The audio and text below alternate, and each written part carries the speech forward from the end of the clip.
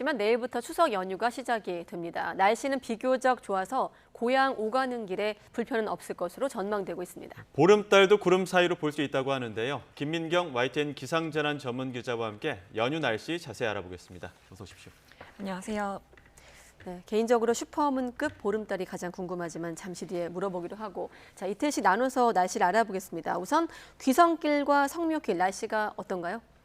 네, 우선 오늘은 가을비가 내리는 곳이 있는데요. 이 비의 양이 많지는 않고 밤에는 대부분 그칠 걸로 보입니다. 이 연휴가 시작되면서 본격 귀성길이 시작되는 내일은 오전에는 구름이 많다가 오후부터는 하늘이 맑게 개겠습니다. 이 추석 당일인 모레는 전국적으로 구름의 양이 다시 늘어나겠는데요. 이 비구름은 아니고 구름 사이로 하늘이 보이는 정도가 될 걸로 보입니다. 따라서 한가위 보름달은 전국에서 구름 사이로 볼 수 있을 전망입니다. 예, 연휴 셋째 날, 그리고 넷째 날은 달이 또 바뀌게 되는데 10월부터 날씨 어떻습니까? 네, 9월 30일 그리고 10월 1일이죠. 이때는 전국적으로 쾌청한 가을 날씨를 보이겠습니다. 이 기온도 예년 수준으로 선선한 가을 날씨를 만끽할 수 있겠습니다.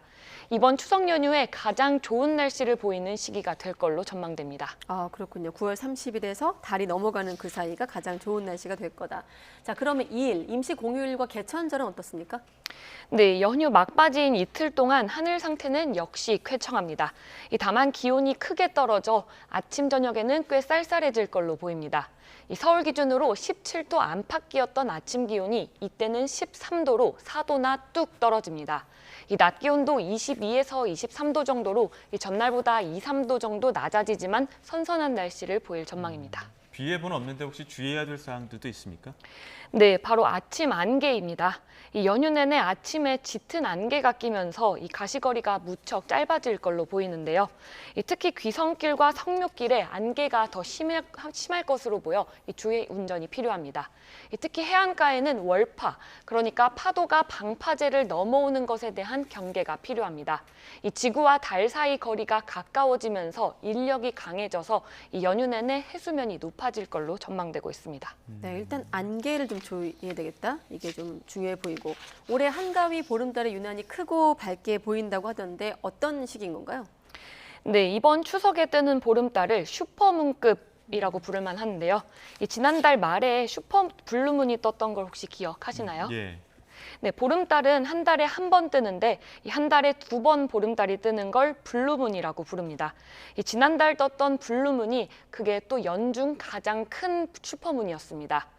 그런데 이번에 뜨는 보름달은 지난달 슈퍼블루문과 크기가 1%밖에 차이가 나지 않습니다.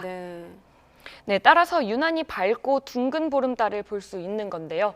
보름달은 독도에서 오후 6시 3분에 가장 먼저 뜨겠고 부산과 울산이 오후 6시 14분, 서울 6시 23분, 인천에서도 6시 24분에 보름달을 볼 수 있습니다.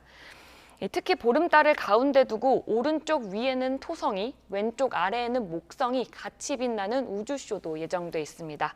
이번 한가위는 꼭 보름달과 토성, 목성을 찾아보면서 소원을 빌어보시기 바랍니다. 네, 올해는 슈퍼문급 보름달 그리고 연휴 내내 맑고 선선한 날씨가 예상된다는 김민경 기자의 설명이었습니다. 수고했습니다.